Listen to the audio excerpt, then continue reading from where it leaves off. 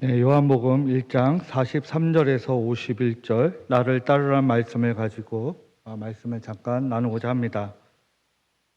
우리 요한복음 1장 43절 이하의 말씀은 제자를 부르심에 있어서 많이 일컬어지는 본문이기도 합니다. 오늘 이 본문 부르심과 제자도에 대해서 우리가 다시 한번 깊이 생각해 보는 시간이 되시기를 바랍니다.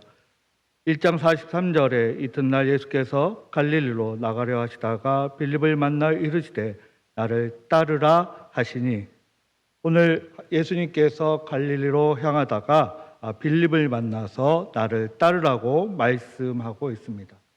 나를 따르라, 이 말씀에는 여러 가지 깊은 뜻들이 있겠지만 오늘은 우선 부르심에 대해서만 살펴보도록 하겠습니다. 오늘 이 부르심은 내가 결정한 것도 아니고 내가 결심한 것도 아니고 주님께서 주도적으로 불러주셨다는 것입니다.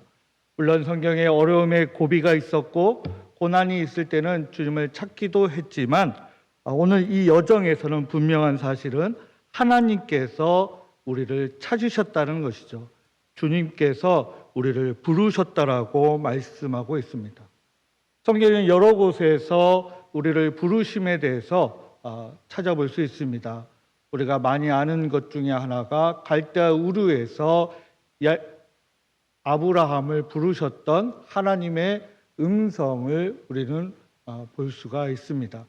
또한 타지 않은 떨기나무 불꽃 가운데에서 모세를 부르셨던 사건도 있습니다. 또한 구약 성경과 여러 곳에서 적재적소에 하나님께서 예언자들을, 선지자들을 택하셔서 그들을 주님의 대언자로 세우셨던 장면들도 있습니다. 주님께서, 즉 신약에서도 말씀하다시피 오늘 본문과 더불어서 제자들을 택하시고 부르시는 그런 사역이 여기에 있기도 합니다.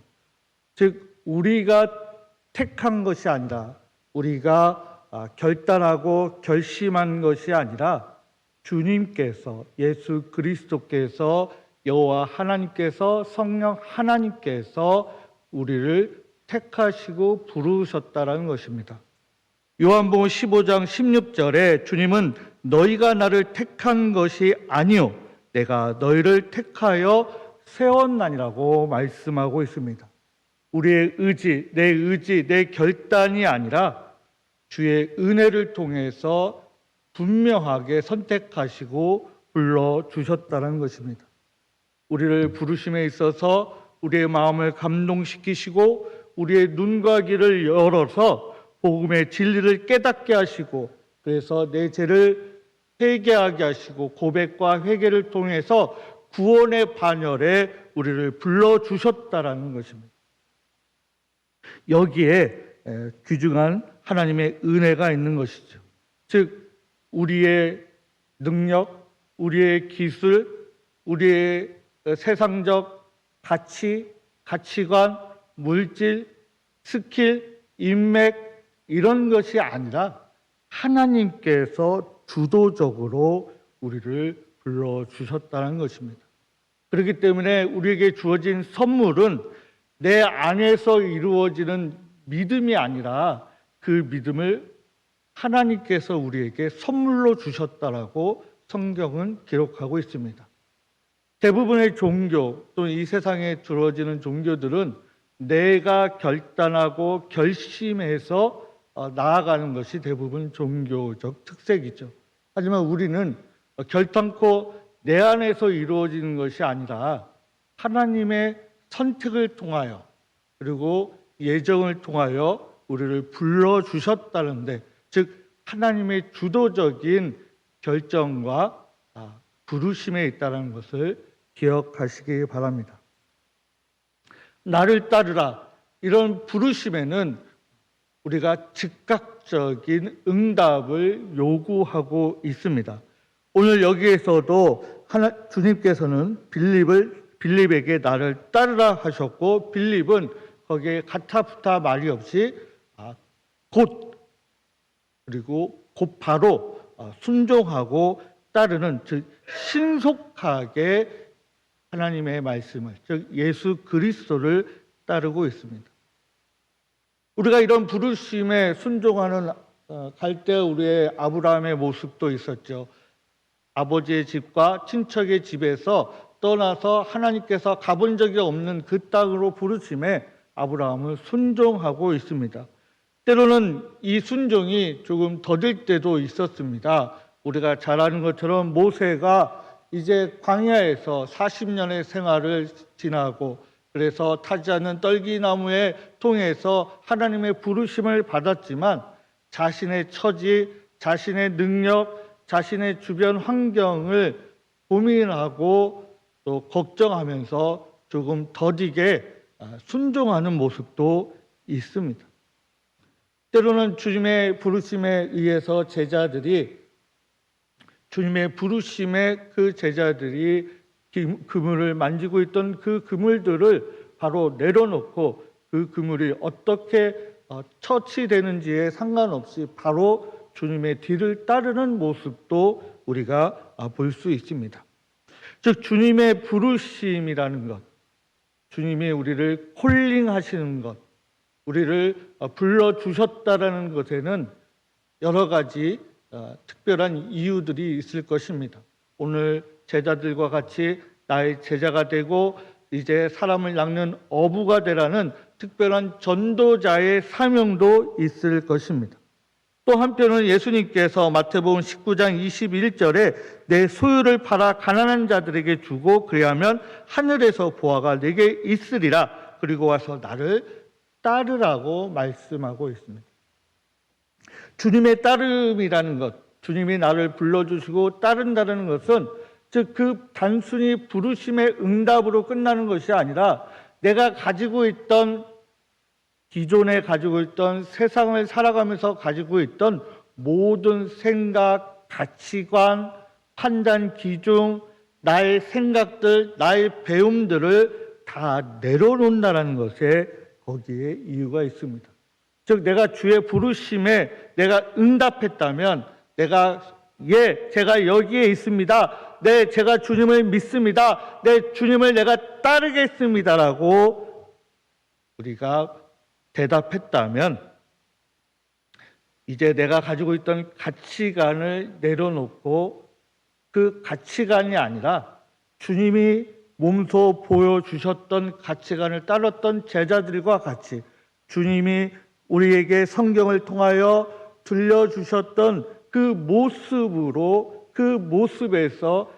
모습에 보여줬던 생각과 가치관을 우리가 따른다는 고백과 결심이기도 합니다. 하지만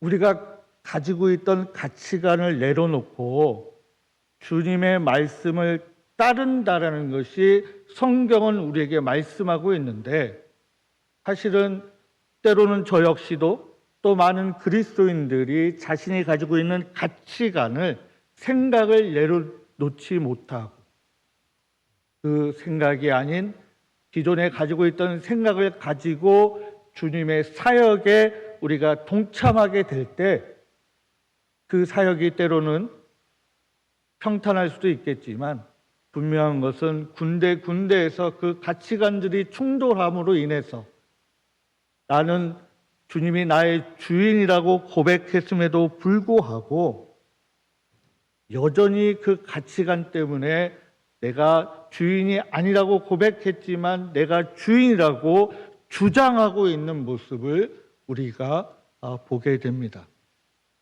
나를 따르라는 이 단순한 몇 글자 되지 않는 이 말씀이 사실은 우리 모든 것을 내려놓고 따른다는 것을 말씀하고 있음에도 불구하고 우리는 때로는 말씀을 통해서 또는 찬양과 기도를 통해서 우리가 그것을 알고 있음에도 불구하고 때로는 어떤 사건과 어떤 주장과 어떤 문제에서 나를 따르라는 고백 이후에 내 주장이 살아나서 샘솟아서 그 따른다라는 명확한 순종의 모습을 우리가 보이지 못할 수도 있습니다. 더더군다나 세상의 가치관은 무엇입니까?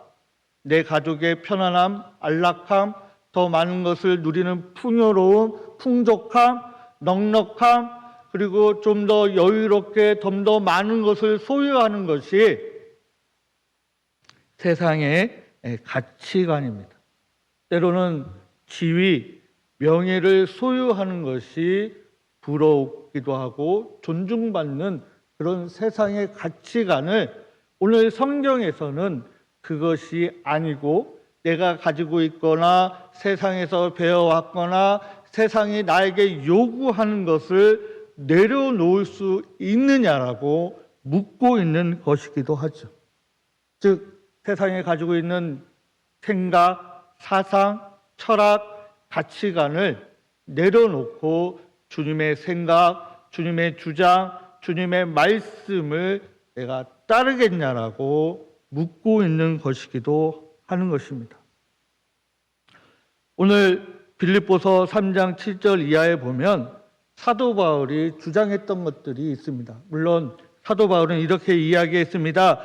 자신이 나왔던 히브리적인 혈통, 그 다음에 가장 위대한 인물에게 사사받았던 지식적인 지위, 그리고 세상의 로마의 시민권을 가지고 있던 것들이 배설물과 같다라고 고백하고 있습니다. 때로는 세상에서의 지위, 명예, 가치관, 물질이 나와 내 가족뿐만 아니라 우리 성도님들을 보살필 수 있고 그들을 격려해 줄 수 있고 그들을 위로해 줄 수도 있기도 합니다. 하지만 분명한 사실은 주님께서는, 예수 그리스도께서는 나를 따르라고 말씀하신 그 몇 단어 되지 않은 그 말씀에 분명한 사실은 우리가 가지고 있던 모든 것들을 내려놓고 포기하고 그리고 던져놓고 따를 수 있는 그런 고백을 우리에게 요구하고 계신 것입니다. 즉 나를 따르라 할 때 네 주님 제가 여기에 있습니다라는 것은 하나님과의 관계, 그분의 말씀, 그분의 뜻, 그분의 생각, 그분의 주장, 그것을 내가 이제 그것만 받아들이겠다, 그것만 따르겠다, 그 가치관이 나의 가치관이 되겠다라고 고백하고 있는 것이죠. 그래서 마태복음 6장 33절에 너희는 먼저 그의 나라와 그의 의를 구하라, 그리하면 이 모든 것을 너희에게 더하시라고 말씀하여 주시고 계십니다.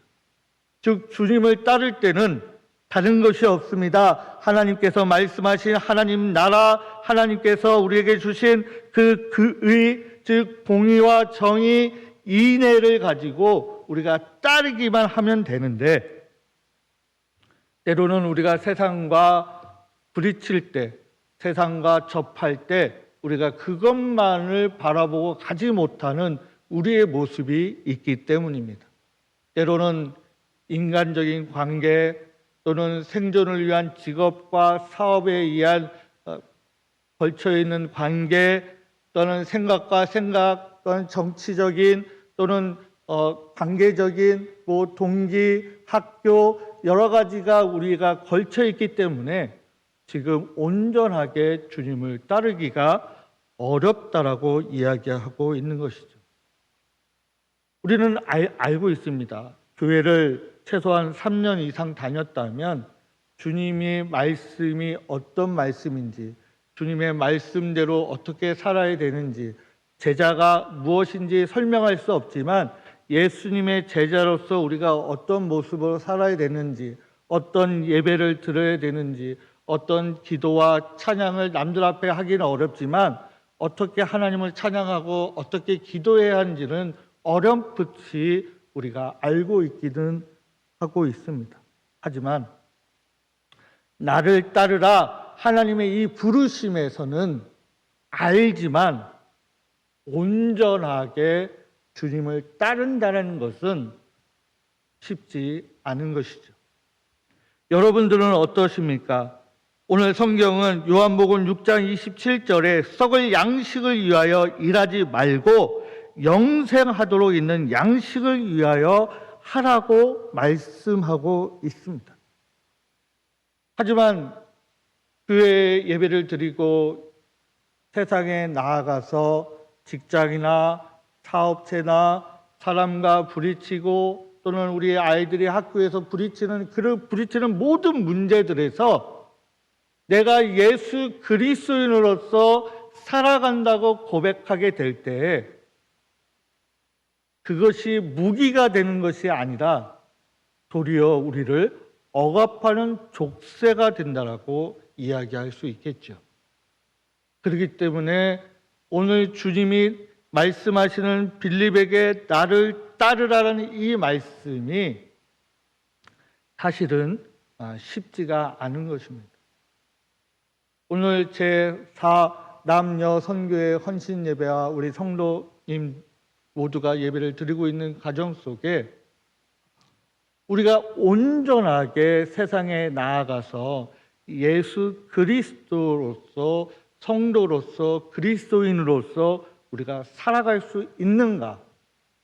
우리가 한번 남이 아니라 우리 각자에게 질문해 보시기 바랍니다. 왜 어렵습니까? 내가 지위가 약해서, 내가 배운 것이 없어서, 내가 부족해서, 내가 나이가 많아서? 사실은 그렇지 않습니다. 왜 어렵습니까? 요한복음 13장 1절 이하에 보면 주님께서 낮추셔서 제자들의 발을 씻기시고 그들을 섬기셨다라고 말씀하고 있습니다. 즉 우리가 나보다 약하다고 하는 이보다 내가 낮춰주기를 원하지 않기 때문이죠. 우리가 모두가 나보다 약한 이들에게, 나보다 강한 이들에게는 나를 낮추기가 매우 쉽습니다. 하지만 나보다 연약하다고 생각하는 이에게, 나보다 건강이든 나이든 물질이든 세상의 지위든 나보다 연약한 이들에게 나를 낮출 수 있다면 주님의 말씀을 따르는 것이 조금 더 쉽게 우리에게 와 닿을 것이라고 여겨집니다. 오늘 빌립은 예수님을 만난 이후에 나다나엘에게 가서 우리가 메시아를 만났다라고 고백하고 있습니다. 주님을 만난 이들, 주님의 만남의 감동과 역사의 은혜를 충만함을 입은 이들은 주체할 수가 없겠죠. 주님의 증인이 될 수밖에 없습니다. 주님을 인격적으로 만나게 되면, 주님을 만나게 되면, 성령 충만하게 되면, 은혜를 충만하게 입으면, 은혜를 감격하게 되면 우리 스스로가 내가 사랑하는 이들을 향하여 빨리 달려갈 수밖에 없는 것이죠. 그리고 내가 주님을 만났다, 메시아를 만났다, 구원자를 만났다라고 고백할 수밖에 없습니다. 즉 주님의 증인이 될 수밖에 없는 것이죠. 그래서 사도행전 우리가 1장 8절에 다 아는 것처럼 오직 성령이 너희에게 임하시면 너희가 권능을 받고 예루살렘과 온 유대와 사마리아와 땅끝까지 이르러 내 증인이 되리라고 말씀하고 있는 것입니다. 주님의 증인이 된다는 것은 단순히 교회를 다닌다는 것이 아니라 오늘 사도행전 1장 8절 말씀처럼 성령이 너에게 임하시면, 성령이 충만해지면, 은혜를 받으면, 은혜를 누리게 되면, 은혜를 알게 되면, 은혜를 체험하게 되면, 주님을 따르게 되면 증인이 될 수밖에 없다라고 말씀하고 있습니다. 더더구나 증인이 된다는 것은 단순히 증인으로 끝나는 것이 아니라 나다나엘이 빌립에게 이야기합니다. 나사렛에서 무슨 선한 것이 날 수 있느냐라고 의심의 질문을 하게 됩니다.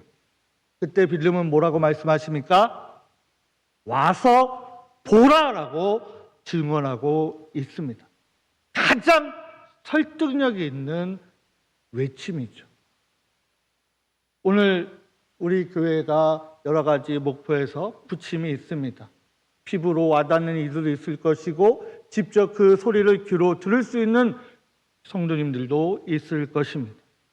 우리가 할 수 있는 것은 다른 것이 아닙니다. 우리가 예수 그리스도를, 즉 여호와 하나님을 경외하고 믿는 자의 성도로서 우리가 그들에게 주장할 수 있는 것은 입술로 하는 것이 아니라 주님이 우리를 부르셨던 것처럼 우리가 온전하게 온 마음과 정성과 뜻을 다해서 예배드리는 모습을 보여주는 것입니다. 다른 것이 아닙니다. 우리 교회가 이렇다, 우리 교회가 이렇다, 어떤 변명이나 어떤 설명을 할 필요가 없이 우리의 모습으로, 하나님을 경외하는 모습으로, 하나님을 청종하는 모습으로, 하나님께 온전히 예배드리는 모습으로 보여주면 되는 것입니다. 그리고 그들 보고 와서 보라라고 우리가 외치면 되는 것입니다. 더더구나 기도의 자리에서 기도하는 모습으로, 믿는 자의 모습으로, 즉 하나님을 경외하고 청종하는 모습으로 우리의 모습을 그들에게 보여주면 그들에게 설명할 필요가 없는 것이죠. 우리가 기도해야 하는 자리에 기도하고, 우리가 예배드리는 자리에서 예배하고, 우리가 하나님을 경외하고 우리가 청종하는 모습을 어떻게 아느냐? 시편 139편 1절 2절 말씀에 여호와여 주께서 나를 살펴보셨으므로 나를 아시나이다. 주께서 내가 앉고 일어섬을 아시고 멀리서도 나의 생각을 밝히 아시오니. 우리가 어떤 마음으로 예배를 드리는지, 어떤 마음으로 우리가 하나님께 부르짖는지, 어떤 마음으로 하나님께 찬양하는지 주님은, 여호와 하나님은 아신다고 말씀하고 있습니다. 오늘 나다나엘이 주님께 다가오는 것을 보시고 주님께서는 말씀하십니다. 빌립이 너를 부르기 전에 내가 무화과 나무 아래에 있을 때 보았노라. 주님은 보셨습니다. 나다나엘이 주님을 만나기 전에 그 무화과 나무에서 열심히 기도하던 모습을 주님은 아신다라고 말씀하고 있습니다. 누군가 나의 기도하는 모습을 모른다고 여길 수 있습니다. 내가 경건한 모습을 하나님을 찾는 것을 모른다고 할 수 있습니다. 나의 답답한 마음을 하나님께 기도하는 것을 꼭 모른다라고 생각할 수 있습니다. 하지만 오늘 분명히 시편 말씀에서 또 요한복음 오늘 본문에서 주님께서는 그들의 기도하는 모습을 아신다라고, 시편에서는 내가 일어나서 앉아서 주님께 기도하는 것을 아신다라고 말씀하고 있습니다. 주님을 따른다라는 것은 우리가 쉽게 고백할 수 없는 모습이기도 하죠. 나를 따른다라는 것은 나를 내려놓는 겁니다. 쉬운 것은 아닙니다. 때로는 나의 주장과 맞지 않아서 내 주장을 하기 위해서 내 목소리를 높일 때도 있습니다. 때로는 상대방의 주장이 너무나 허황돼서 화가 올라올 때도 있습니다. 때로는 그 주장이 마음에 들지 않아서 외칠 때도 있습니다. 하지만 나를 따른다라는 것은, 주님이 우리를 부르신다라는 것은 내 가지고 있는 모든 것을 내려놓고 주님이 하시는 그대로 우리가 하기를 원하신다라고 말씀하고 있는 것입니다.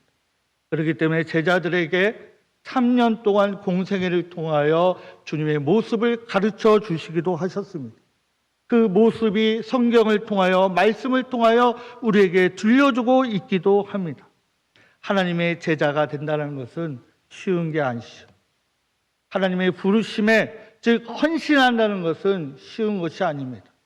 때로는 내 주장을 내려놓을 때가 있어야 합니다. 때로는 내 세상적 가치관을 내려놓아야 하기도 합니다. 때로는 내 물질이 조금은 하나님께 희생되어지는 그런 순간을 내가 받아들여야 할 때도 있습니다. 때로는 나의 시간을 들여야 할 때도 있습니다.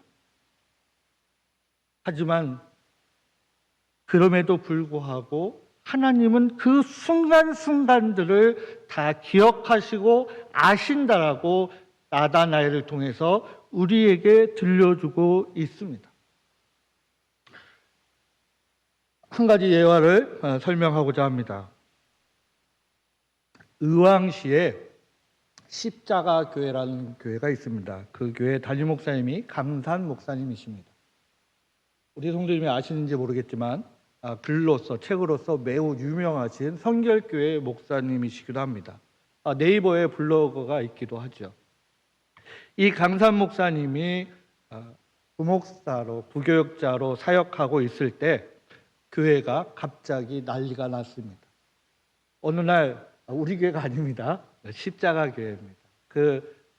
좀 교계에서 유명했던 찬양 사역자인데 그 교회에서 지휘자로 사역을 했다고 합니다.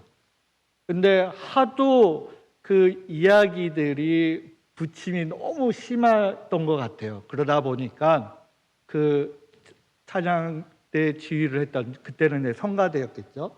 찬양대 지휘자가 그날 바로 사역을 내려놓았습니다. 그래서 그 교회 교역자들이 모여서 밤 11시까지 회의를 했다라고 합니다. 결론이 나지 않았습니다. 그리고 교역자들이 서로 눈치를 보게 되었죠. 그리고 이 목사님이 그때 속으로 기도했습니다. 하나님, 제가 할까요? 근데 자신은 없었습니다. 음악도 잘 못하고 찬양도 잘 모르고 지휘를 해본 적도 없고, 근데 이렇게 하다가 목사님과 눈이 마주쳤는데 목사님의 눈이 너무 간절한 눈빛이었다고 합니다. 그래서 강전도사, 그때는 강전도사였겠죠. 할 수 있겠냐라고 담임 목사님께서 말을 여셨습니다. 그때 강산 목사님이 대답했습니다. 목사님께서 말씀하시면 제가 다음 지휘자가 되겠다라고 그렇게 말씀을 드렸습니다. 순간 주변에 앉아있던 교역자들의 얼굴에서 미소가 있었다라고 하죠. 그리고 그 무수한 부침이 있었지만 그래도 그 교회에서 사역하는 기간 동안에 능력은 없었지만 간단한 쉬운 찬양곡, 복음 성가곡을 중심으로, 찬송가를 중심으로 그렇게 최선을 다해서 성가대를 이끌게 되었답니다. 그리고 세월이 흘러서 이분이 십자가 교회를 개척하게 되었습니다. 개척하고 여러 가지 시간이 흘렀지만 아직 자립하지 못하고 또 그달 월세를 내야 되는 시간이 돌아오게 되었습니다. 그래서 아침부터 기도하면서 하나님께 간절히 구하고 있는 와중 속에 오전이 됐을 때 갑자기 교회 현관문이 열리면서 전에 사역했던 담임 목사님이신 그 목사님이 갑자기 들어오셨습니다. 연락도 하지 않으셨고 그냥 갑자기 오셔서 그 작은 강대상 안에 무릎 꿇고 잠깐 기도하시고 바로 나가시면서 지갑에 있는 현금을 다 주셨다라고 말씀하고 있습니다. 그러면서 이 강사 목사님이 너무 감사하다고 하고 나중에 확인하니까 딱 월세를 내야 되는 비용이었다고 합니다. 그러면서 그 목사님이 이렇게 말씀하셨다고 합니다. 강전도사, 아니 강목사, 그때는 고마웠네. 다음이 되어 주어서. 다음이 되어 주어서. 이 단어에 우리가 잘 아는 영화가 있습니다. 허바디스라는 영화가 있죠. 주여 어디로 가시나이까? 이것은 성경에는 없지만 아폴로니우스라는 2세기 교부의 저술에 나와서 이것을 영화로 우리가 본 적이 아마 많이 있을 것입니다. 베드로가 로마에서 부침을 당해서 이제 피난을 가게 됩니다. 도망가는 과정 속에 이제 꿈을 꾸게 되죠. 환상을 보게 됩니다. 그러면서 다시 주님이 십자가로 로마로 들어가는 모습을 보여줍니다. 이때 베드로가 물어보고 있습니다. 주님, 어디로 가십니까? 그때 주님께서 로마에 다시 가서 너 대신 십자가에 못 박히러 간다라고 들려줍니다. 그래서 베드로는 도망가는 것을 방향을 바꿔서 다시 로마로 돌아가서 순교하게 되죠. 우리는 헌신이라고 얘기할 때, 부르심이라고 얘기할 때 너무나 큰 것을 생각합니다. 하지만 오늘 이 십자가교회 강삼 목사님처럼 또 이 베드로에게 말씀하신 주님의 모습처럼 나는 지금 누구의 다음을 준비하고 있는가입니다. 아니면 하나님이 간절히 필요하시는 일에 다음 순서를 내가 열심히 기다리고 있는가? 아니면 마귀나 사탄의 다음이 되고 있는가? 나의 얼굴, 나의 말 한마디, 내가 짓는 표정 또는 멸망당하는 소돔 고모라의 다음처럼 우리가 그렇게 기다리고 있는가? 우리는 누구나 어떤 성도님들인지 다 다음을 결정해야 됩니다.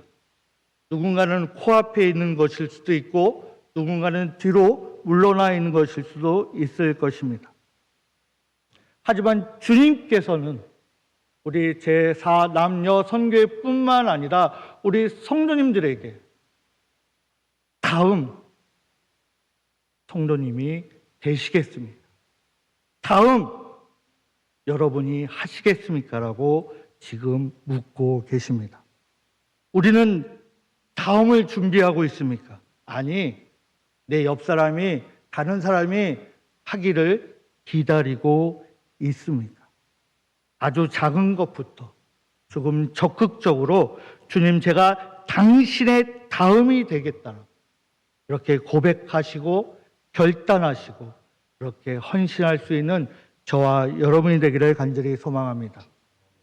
큰 것이 아니라 지금 다음을 주님께서는, 여호와 하나님께서는, 성령 하나님께서는 기다리고 계십니다. 우리는 걱정할 필요가 없습니다. 하나님께서는 다음이 되는 자에게 그의 합당한 능력과 복을 허락하여 주시기 때문입니다. 기도하겠습니다. 하나님, 주님은 나를 따르라고 말씀하십니다. 근데 우리는 주님, 제가 준비가 안 됐습니다. 뭐가 부족합니다. 시간이 필요합니다. 조금 더 기다려 달라고 우리가 기도할 때도 있습니다. 그러면 주님은 다시 우리의 십자가를 지고 로마에 들어가서 예루살렘에 가서 십자가에 못 박히시려고 그 무거운 걸음을 하게 됩니다. 우리 성도님들이 그 다음에 주님이 아니라 우리 성도님 각자가 준비하게 하여 주시옵소서. 능력이 필요하면 능력을 주시고, 물질이 필요하면 물질을 주시고, 지혜와 지식이 필요하면 지혜와 명철을 허락하여 주시옵소서. 그래서 하나님 필요하시는 그 자리에 우리가 네, 제가 여기 있습니다라고 외칠 수 있는 우리 성도님들이 되게 하여 주시기를 우리 주 예수 그리스도의 이름으로 기도드립니다. 아멘.